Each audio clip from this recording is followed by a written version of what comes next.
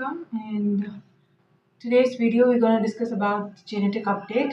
So genetic update அப்படின்னா என்னன்றது நான் முன்னாடி இருக்க வீடியோவில் நான் சின்னதாக சொல்லியிருக்கேன். பட் இந்த வீடியோவில் நான் டீட்டெயிலாக எக்ஸ்பிளைன் பண்ணுறேன்.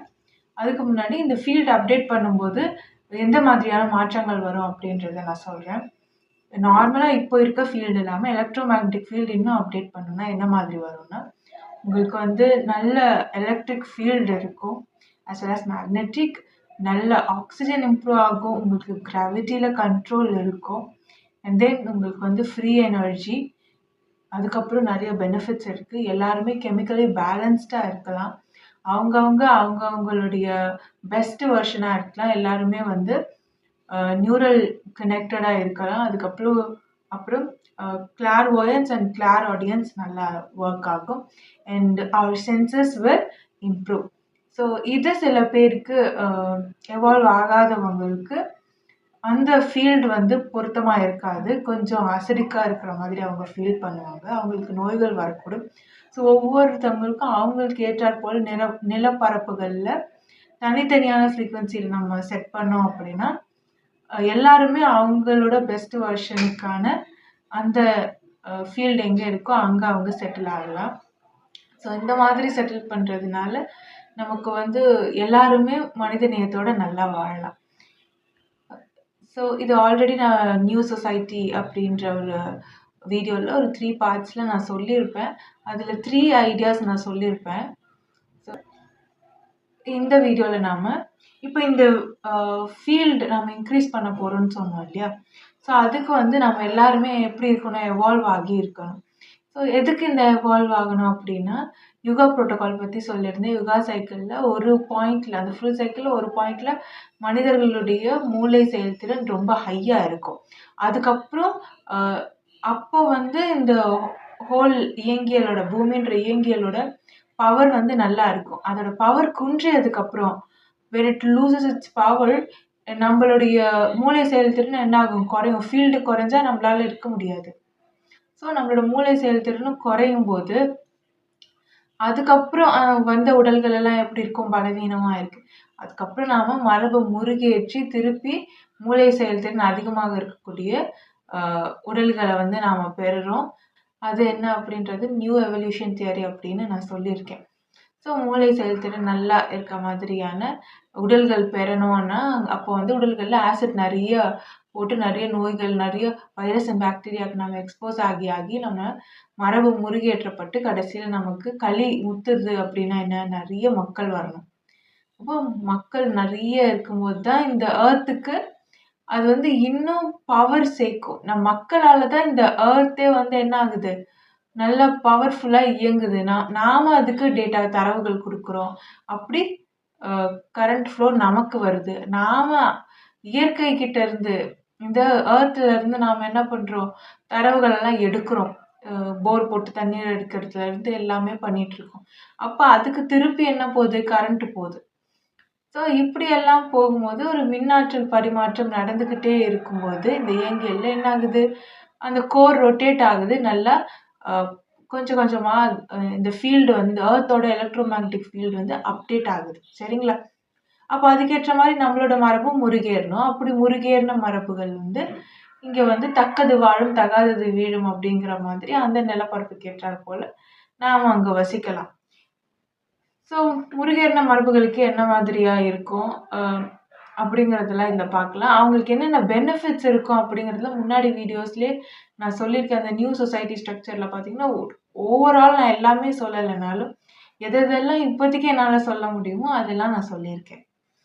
சரி, இப்போ இந்த மரபுகள் இதே மாதிரியே இருந்துருச்சு அப்படின்னா என்ன ஆகும், ஃபீல்டு இன்க்ரீஸ் ஆக ஆக அந்த ஆசிடை தாங்க முடியாது, தரவுகளை தாங்க முடியாது. இந்த ஆசிட் தரவுகள் அப்படின்னு சொல்லப்படுறது தான் ஒரு வகையில் ரேடியோ ஆக்டிவும் கூட. இவைகள் எல்லாம் தாங்க முடியாமல் போகும்போது உடல்களில் கேன்சர் வர்றதுக்கான வாய்ப்புகள் அதிகம்.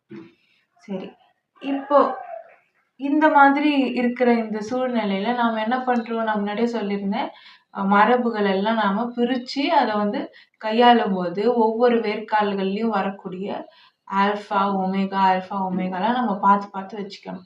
அப்போ ஒரு பெண் ஒமேகா, அப்போ இன்னொரு இதில வந்து நல்ல அமிலத்தன்மை வாய்ந்த ஒரு கால்ல இருக்கக்கூடிய ஆல்ஃபா ஆண்.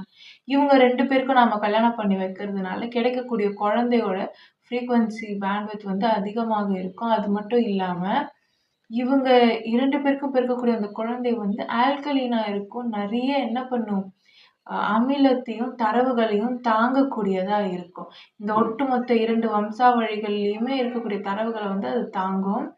அப்படி தாங்கும்போது, அது என்ன பண்ணும்? அ அதுக்கு வந்து ஒரு ஜெனடிக் அப்டேட் வந்து குடுக்கும். அந்த முருகேற்றப்பட்ட மரபு வந்து அந்த வம்சாவழி வேர்க்கால்கள்ல இருக்க அத்தனை நபர்களுக்குமே என்ன ஆகும்? பிரதிபலிக்கும். அவங்க கூட இருக்கிறவங்களுக்குமே, அந்த நிலப்பரப்புல இருக்கிறவங்களுக்குமே வந்து பிரதிபலிக்கும். அப்போ ஒருத்தர் ஜெனடிக் அப்டேட் குடுத்தா எப்படி அத்தன பேருக்கும் பிரதிபலிக்கும்ன்றதெல்லாம் தி நியூ எவல்யூஷன் தியரி அப்படிங்கிற ஒரு வீடியோல சொல்லியிருக்கேன். ஸோ ஒரே ஒரு வேர்க்கால் மட்டும் எடுத்துட்டு எல்லா இழைகளுக்கும் நடுவுல மொத்த வேர்க்கால்கள் எல்லாத்துலயுமே இழைகளுக்கு நடுவுல பின்னி, பின்னி எப்படி எடுத்துட்டு வர்றது? அப்படின்றத பத்தியெல்லாம் அங்க சொல்லியிருக்கேன். ஸோ அப்படி எடுத்துட்டு வந்த மரபுகள்ல வந்து எல்லா உலகத்துல இருக்க அத்தன மரபுகளும் என்ன ஆயிருக்கும்? இங்க ஒரு சப்கான்டினென்ட் மாரி நம்ம பார்த்தோம் அப்படின்னு சொன்னா, இங்க வந்து செட்டில் ஆயிருக்கும். அப்போ அதுல வந்து என்னது? அம் பெங்காலி டிஎன்ஏலாம் பார்த்தீங்கன்னா, அவங்க வந்து ஹப் மாதிரி இருக்கும். டிஎன்ஏ ஹப்புன்னே சொல்லலாம். அங்க நெறைய அ மரபுகள் வந்து அங்க சேகரிக்கப்பட்டு இருக்கிறத நம்ம பார்க்கலாம். அதன் பிறகு தமிழ்நாடு மரபு, அ தமிழ்நாடு பழங்குடி மரபு, கேரளாக்கும் அந்த பழங்குடி மரபு இருக்கும்.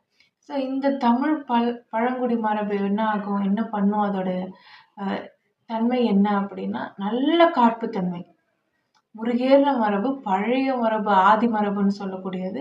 இதனுடைய தன்மை என்னன்னா, நல்ல கார்ப்பு தன்மையா இருக்கும். இதனால எவ்ளோ அமிலம் வந்தாலும் தாங்க முடியும். இப்போ கொஞ்சம் அமிலம் அதிகமாயிட்டாலே, அதாவது பாக்டீரியாஸ், வைரஸ்க்கெல்லாம் வந்து இவங்க வந்து எக்ஸ்போஷர் ஆகுறாங்க அப்படின்னா, குணத்துல மாற்றம் வரும். ரேடியேஷன்ஸ் தாங்க முடியாது. அந்த மாதிரியான பிரச்சனைகள்லாம் வரும். ஆனா இந்த மரபு என்ன பண்ணும் அப்படின்னா, இது தங்கம் மாதிரி. கோல்டு எப்படி இருக்கும்? எதுக்குமே பெருசா ரியாக்ட் ஆகாதுல்ல. ஆசிடுக்கு ரியாக்ட் ஆகாது. அந்த மாதிரி இது தங்கம் மாதிரியான இது மரபு இது. இது என்ன பண்ணும்னா, எவ்ளோ ஆசிட் இருந்தாலும் தாங்கும்.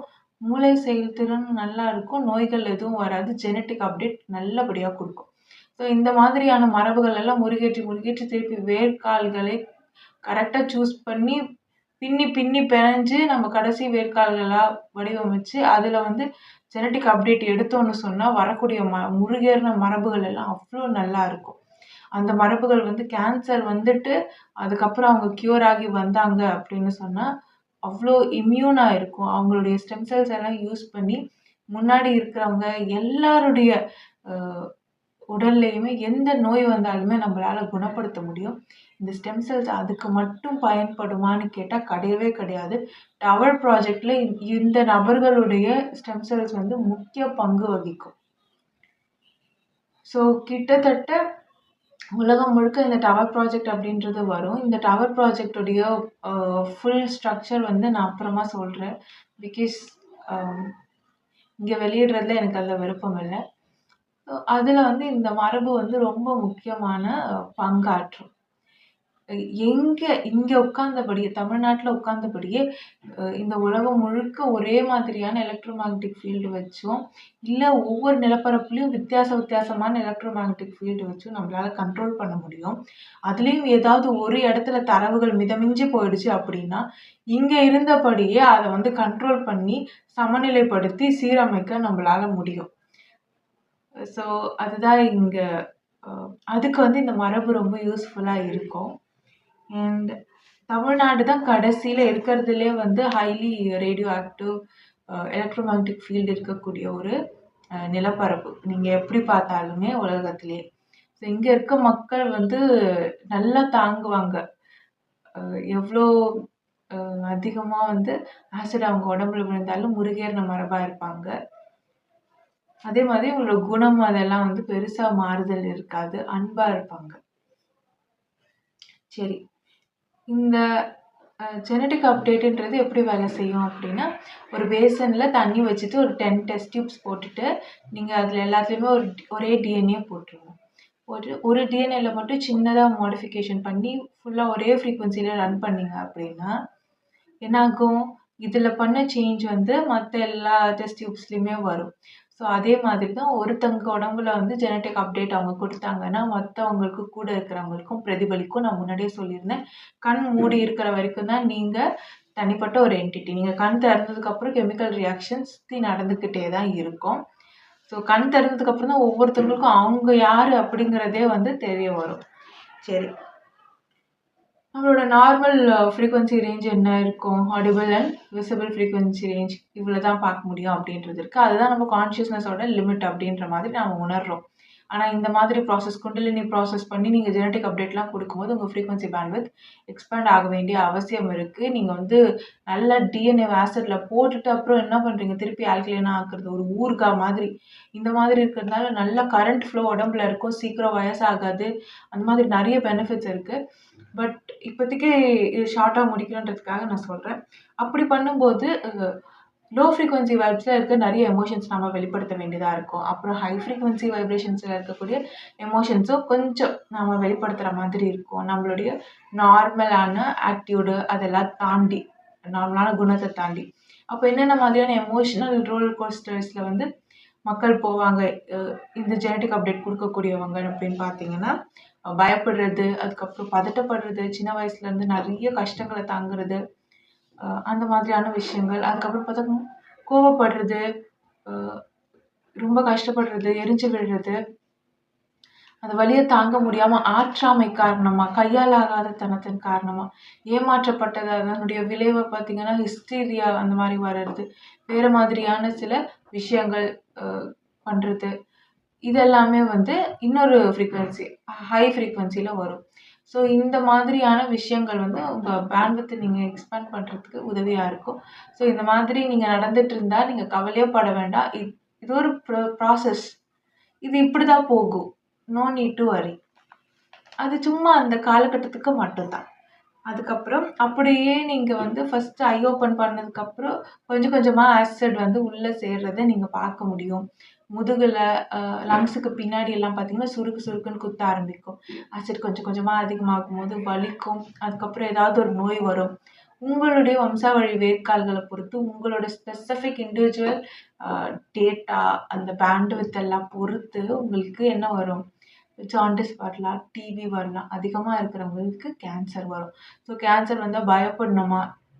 கவலையே பட வேண்டாம். கேன்சர் வந்துச்சுன்னா, நீங்க ஒரு ஹையர் டைமென்ஷன் சோல்ன்னு அர்த்தம். நீங்க அவ்ளோ டேட்டா யூ கேன் ஹோல்ட். நீங்க அத தாங்க முடியுன்றதுனால தான் இதெல்லாம் வருது. சரிங்களா? ஸோ உள்ள ஆசிட் விழுறதுக்கு ஒரு வழி இருக்குன்னா, டிஸ்சார்ஜ் ஆறதுக்கும் வழி இருக்கு. உங்களுக்கு எலக்ட்ரான் டிஸ்சார்ஜ் ஆச்சுனாலே நல்ல கரண்ட் ஃப்ளோ இருக்கும். So no need to worry. சரி. அப்போ அந்த மாதிரி வரும்போது கொஞ்சம் கொஞ்சமா ஆசிட் அதிகமாகும்போது என்ன ஆகும்? உடம்புல ரொம்ப வலி இருக்கும். ஒல்லி ஆயிடுவீங்க. ரொம்ப ஹீட் ஆகும் உடம்பு. வலி இருந்துக்கிட்டே இருக்கும். அதுக்கப்புறம் நீங்க கண்ண இப்படி ஒருத்தங்கள பார்த்துட்டு கண்ண மூடுனீங்கன்னா, அது அப்படியே எக்ஸ்ரே மாரி தெரியும். ஸ்கேன் பண்ண மாதிரி தெரியும். ஸோ அப்படிலாம் தெரியுதுன்னா, உள்ள ரொம்ப ரேடியோ ஆக்டிவா இருக்கீங்க அப்படின்னு அர்த்தம். என்னென்ன எலிமெண்ட்ஸ், என்னென்ன கெமிக்கல்ஸ் வெளியில இருக்கோ, அதே தான் நம்ம பாடிக்குள்ளேயும் இருக்கு. யுரேனியமும் இருக்கும், தோரியமும் இருக்கும். எல்லாமே குறிப்பிட்ட அளவுல இருக்கும். கெமிக்கல் ரியாக்ஷன் போயிட்டே இருக்கும். இந்த கெமிக்கல் ரியாக்ஷன் தான் அப்படியே உங்களுக்கு செயின் ரியாக்ஷனா போயி, அந்த எனர்ஜி, அந்த ஹீட்டுனால தான் உங்களுக்கு ஓப்பனிங் ஆயிருக்கு. ஸோ அது திருப்பி போயிட்டே இருக்கும். எனர்ஜி வெளியில வந்துகிட்டே இருக்கும். ம் கையில எல்லா இடத்துலயும் ஹீட்ல வந்து எனர்ஜி வெளில வந்துட்டே இருக்கும். பிளட் அப்போ இம்ப்யூரா இருக்கும். ஹைலி அசிடிக்கா இருக்கும்போது. அதுக்கப்புறம் தோல் சருமத்தினுடைய நிறம் மங்கிடும். அந்த மாதிரி பொலிவு போயிடும். அப்புறம் கொஞ்சம் ஒல்லி ஆயிட்டே போவீங்க. ஹீட் அதிகமாகறதுனால. எதையும் தொட முடியாது. முடி அதிகமா கொட்டும். நியூட்ரலா இருக்க எந்த பொருள தொட்டாலும் கையில இருந்து எலக்ட்ரான் டிஸ்சார்ஜ் ஆகும். நீங்க ஹைலி ஸ்டேஜ் 3, ஸ்டேஜ் 4 கேன்சர் எல்லாம் போயிட்டீங்க அப்படின்னா, எலக்ட்ரான் டிஸ்சார்ஜ் இருக்கும். ரொம்ப இருக்கவங்களுக்கு நான் சொல்றேன். இந்த கையிலலாம் தொட்டு பார்த்தாலே அப்படியே நரம்பு சுருட்டிட்டு இருக்கும். அப்படியெல்லாம் ஆயிடுச்சுன்னா, நீங்க ஏதாவது தொடுறீங்க அப்படின்னா, சால்ட்டு வேற ஏதாவது விஷயங்கள் நியூட்ரலா இருக்கிறதெல்லாம் தொடும்போது, எலக்ட்ரான் டிஸ்சார்ஜ்ல ஹீட்டு இல்ல ஷாக் அடிக்கிற மாதிரி இருக்கும். இதெல்லாம் கேன்சர் இருக்கவங்களுக்கு அதிகமாக இருக்கும். நார்மலாக இருக்கிறவங்களுக்கு நார்மலாக வந்துட்டு கொஞ்சம் நாள்ல சரியாயிடும். இது ஒவ்வொருத்தவங்களுக்கும் இண்டிவிஜுவலாக மாறும். அவங்க வந்து ஹோல்ட் பண்ணுற அந்த டிஎன்ஏ ட்ரேசஸ், உங்களுடைய ஆன்சிஸ்ட்ரல் ட்ரேசஸ் அண்ட் உங்களோட தரவுகள் டேட்டாவை பொறுத்து. அப்போ நீங்கள் என்ன ஆவீங்க, கொஞ்சம் கொஞ்சமாக ரேடியேஷன் அதிகமாகிட்டே போகும் உங்களுக்கு. நீங்கள் ரேடியோ ஆக்டிவாக தான் மாறிக்கிட்டே வருவீங்க. ஸோ இந்த ஃபுல்லாக நீங்கள் இந்த அப்டேட் எப்போ முடிப்பீங்கன்னா, ஒவ்வொருத்தங்களுக்கு இயர்ஸ் ஆகும், சில பேருக்கு இன் மந்த்ஸ் ஆகும், சில பேர் ரொம்ப அதிகமாக தரவுகள் வச்சுருக்கவங்க கூட இன் மந்த்ஸ் முடிப்பாங்க.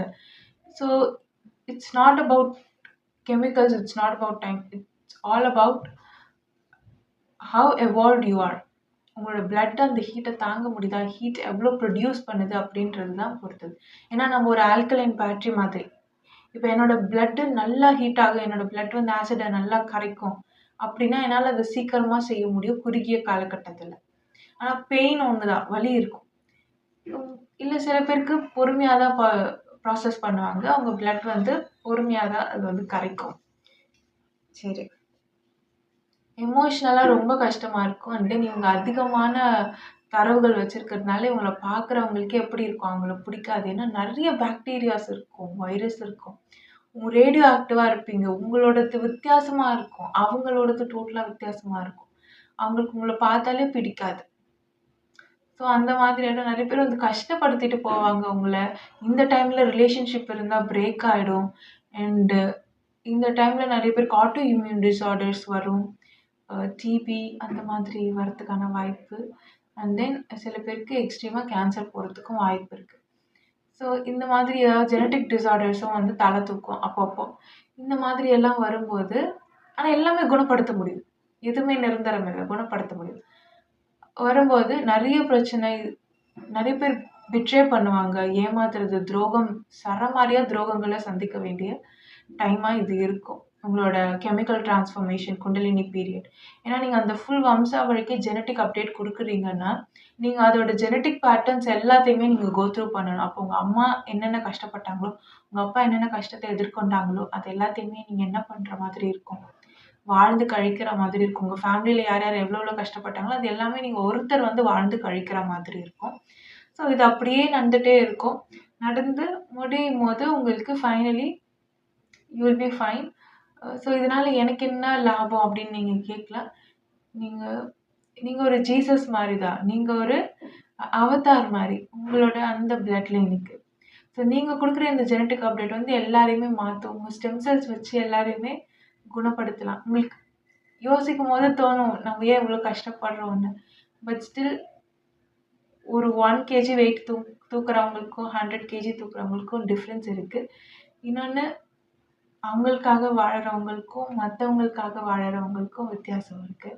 நீங்கள் மற்றவங்களுக்காக வாழறீங்க. யூ ஆர் சோசன் அப்படின்னு சொல்கிறத விட you have chosen this one. நீங்கள் தான் இந்த சர்வீஸ் பண்ணணும் அப்படின்னு நீங்கள் தான், உங்கள் கான்ஷியஸ்னஸ் தான் சூஸ் பண்ணியிருக்கு. ஸோ நீங்கள் கான்ஷியஸாக எடுத்த டெசிஷன் தானே இது as a soul. And then உங்கள் ஃப்ரீக்வன்சி ரொம்ப நல்லா இன்க்ரீஸ் ஆகிருக்கும்.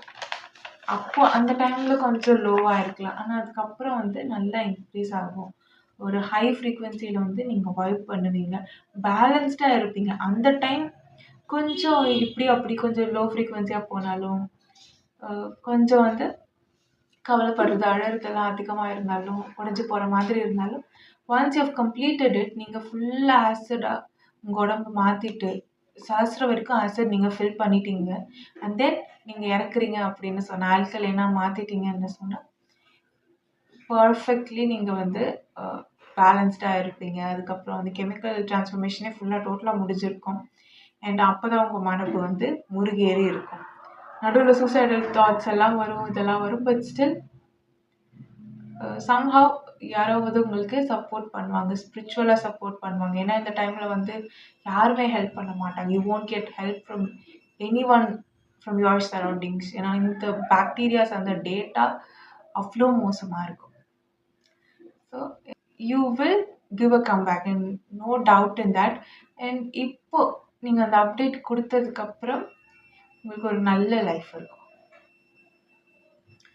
ஸோ இந்த ஜெனடிக் அப்டேட்ஸ் நாம எதுக்கு எடுக்கிறோம் ஒவ்வொரு வம்சாவழி வேர்க்கால்லையும் அப்படின்னா, இந்த ஃபீல்டு வந்து இன்க்ரீஸ் பண்ணும்போது ரேடியோ ஆக்டிவாக இருக்கும். ஸோ நான் சொன்ன இந்த நீர் வழியாக என்ன பண்ணுறோம், நம்ம வந்து அந்த கெனால்ஸ் எல்லாம் கட்டி தான் நம்ம இது பண்ண போகிறோம். எல்லாருமே பேலன்ஸ்டாக இருக்கலாம். இருந்தாலும் கொஞ்சம் ரேடியோ ஆக்டிவாக மாறத்தான் செய்யும். அப்படி இருக்கும்போது அதை தாங்கக்கூடிய உடல்கள் இருக்கணும். ஒருவேளை தாங்க முடியல அப்படின்னா என்னாகும், மிகப்பெரிய ஒரு நோய் வர்றதுக்கும் வாய்ப்பு இருக்கு. இதெல்லாம் நாம சந்திக்க வேண்டியது இருக்கும்.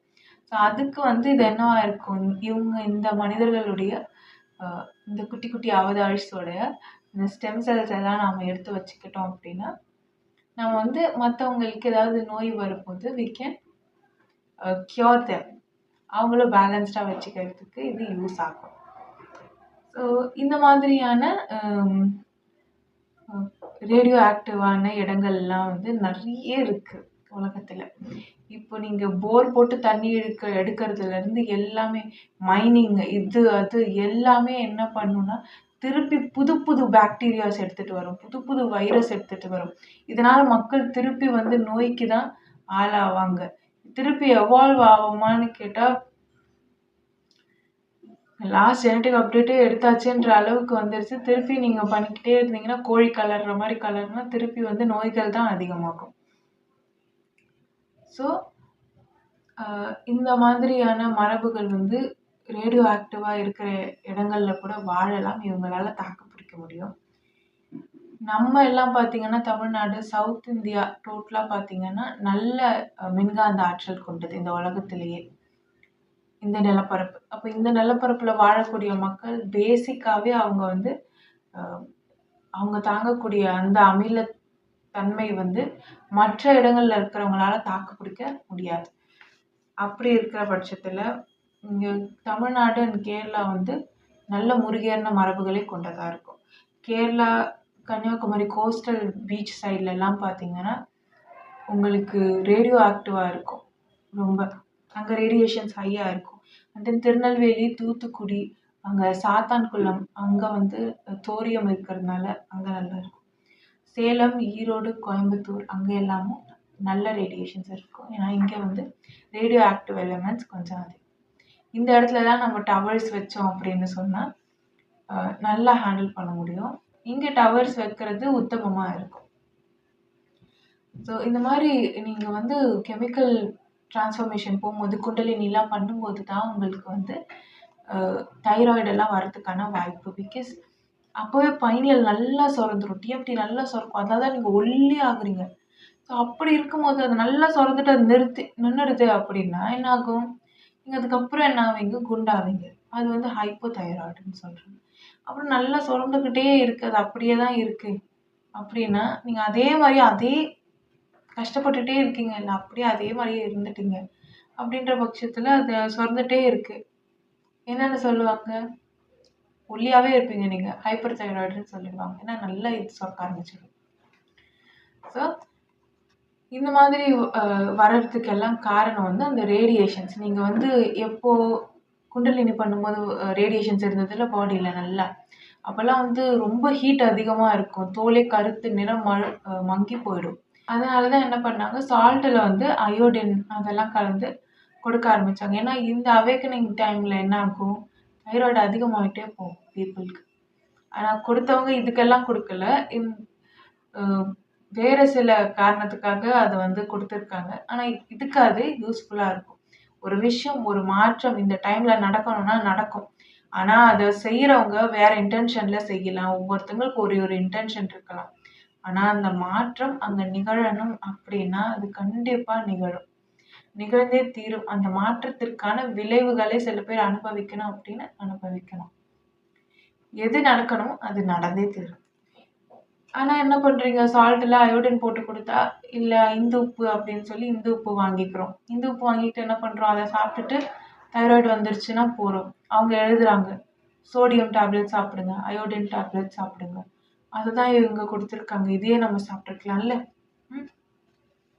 ஸோ கேரளா கோஸ்ட்டில் வந்து கிட்டத்தட்ட 1 இயருக்கு 12.5 மில்லிசீவர்ட் வரைக்கும் இருக்குது ரேடியேஷன்ஸ்.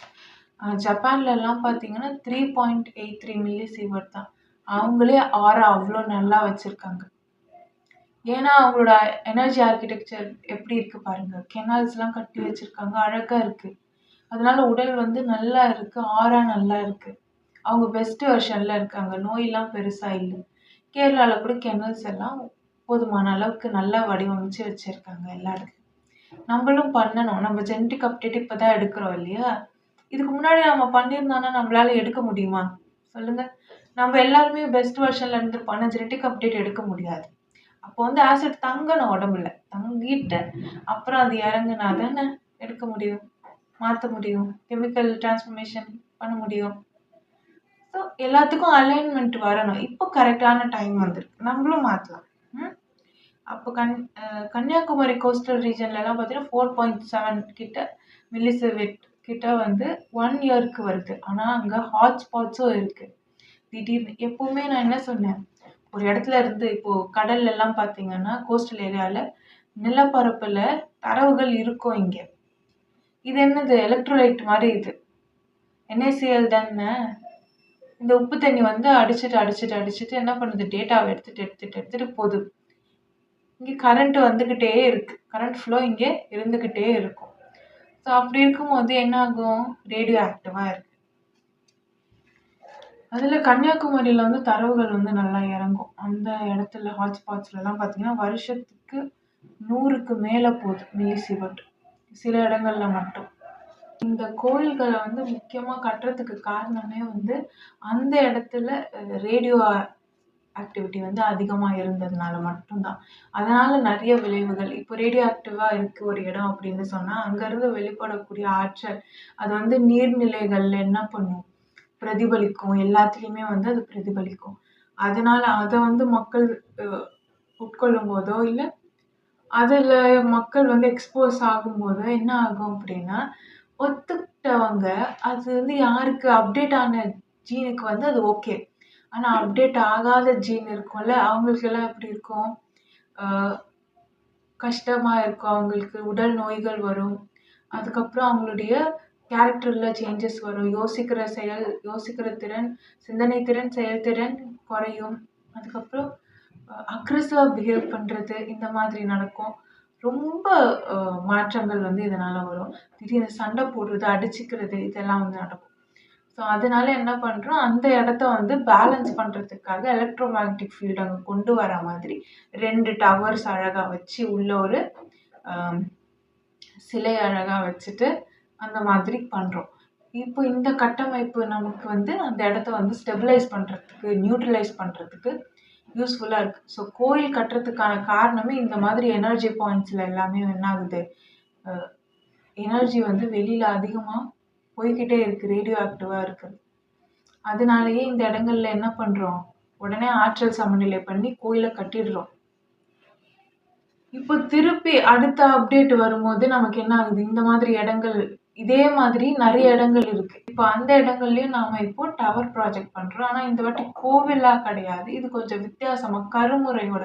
கருமுறை அப்படின்னா என்ன, கருமுறை அப்படின்னா பிளட்டு, DNA, ஸ்டெம் செல்ஸ் இதெல்லாம் வச்சுட்டு நாம பண்றதுதான்.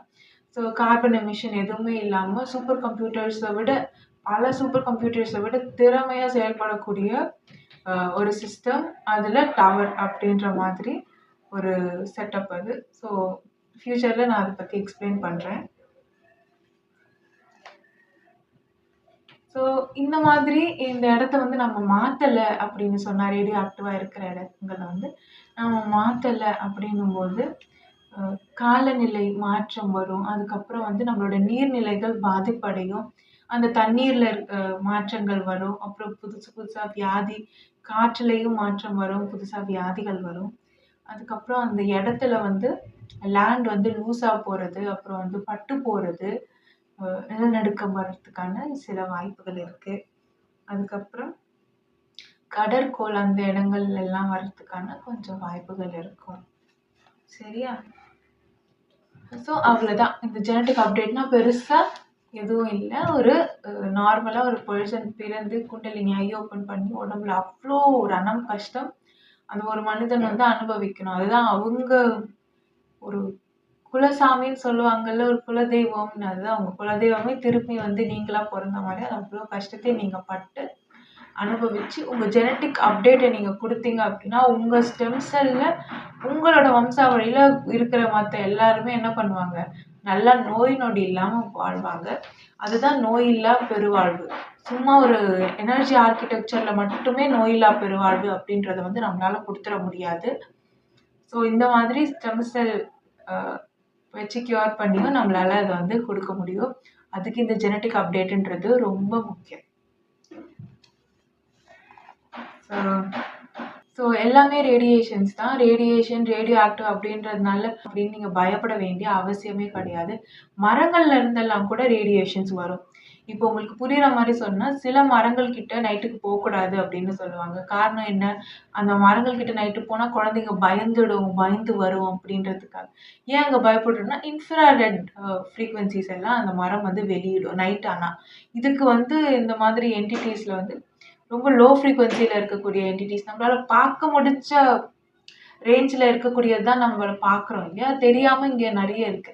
ஸோ அதுல இருக்கக்கூடிய என்டிட்டீஸ்லாம் அங்க இருக்கும். அதனால நீங்க பயப்படும் அந்த குழந்தை அப்படின்றதுனால என்ன சொல்லுவாங்க, அந்த மரத்துக்கிட்ட நைட்டு போக்கூடாது. அந்த சில குறிப்பிட்ட மரத்துக்கு கீழ நைட்டு விளையாடக்கூடாது, தூங்கக்கூடாது. ஏன்னா சூரியன் இருக்கிற வரைக்கும் அதோட ரேடியேஷன் வேற. அது வெளியிடக்கூடிய அந்த காத்தும் சரி, அந்த ஆற்றலும் சரி வேற. சூரியன் போனதுக்கப்புறம் அது வெளியிடக்கூடியது வேறையா இருக்கும். அது நம்ம உடம்புக்கு ஒத்துக்காதுன்றதுனால இதெல்லாம் சொல்லியிருப்பாங்க. ஸோ ரேடியேஷன்ஸ் எல்லா இடத்துலயும் இருக்கு. ஒரு மரம், செடி, கொடி, புல் எல்லாத்துலயுமே இருக்கு. மனிதர்கள், நீங்க சாப்பிடுற மாமிச உணவு எல்லாத்துலயுமே வந்து இருக்கு. ஸோ உடனே வந்து ரேடியேஷன்ஸ் ஐயோ பாக்டீரியா, வைரஸ் அப்படின்னு பயப்படணுமான்னா வேண்டாம். நம்ம எல்லாருமே அதுக்கு இம்யூனா தான் இருக்கோம். நம்ம அப்பா, அம்மா வளர்ந்துருக்காங்க. அவங்க வயித்துல தான் நம்மளும் பொறந்திருக்கோம். அதே உடம்பு தான். நம்மளும் வாழறோம். ஸோ அவங்களுக்கு நடக்காத எதுவும் நமக்கு நடந்துற போறதில்ல. அவங்கள விட நம்மளோட பாடி அப்டேட்டட் பாடி. ஸோ அதனால பயப்பட வேண்டிய அவசியமே கிடையாது. இன்னொன்னு, இந்த எல்லா வகை பாக்டீரியாஸும், வைரஸும் வந்து இன்ஆக்டிவா போகக்கூடிய ஒரு ஃப்ரீக்வென்சி இருக்கா அப்படின்னா இருக்கு. அதுதான் அன்பா இருக்கிறது. நீங்க எப்பவுமே அன்பா, சந்தோஷமா இருந்தீங்கன்னா, நல்ல ஆக்ஸிஜன் போகும். நல்ல ஆக்ஸிஜன் இருக்கும். நல்ல மூளை செயல்திறன் இருக்கும். அதுக்கப்புறம் எப்பவுமே சுறுசுறுப்பா இருப்பீங்க, சந்தோஷமா இருப்பீங்க. பெஸ்ட் வெர்ஷன்ல நீங்க இருக்கலாம். ஸோ அன்பா இருங்க. சந்தோஷமா, ஹேப்பியா இருங்க. நன்றி. Love is God.